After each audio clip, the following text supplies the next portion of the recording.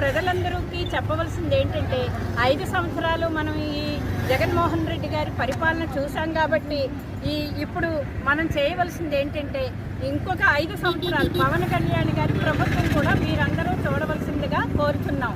కూటమి తరపున చంద్రబాబు నాయుడు గారు, బీజేపీ మోడీ గారు, అలాగే జనసేన తరపున పవన్ కళ్యాణ్ గారు ఈ పార్టీని తీసుకొచ్చి ముగ్గురు ఏకమయ్యి మన రాష్ట్ర ప్రభుత్వాన్ని మంచి పరిపాలనగా మనం తీర్చిదిద్దుతామని ముందుకు వచ్చారు.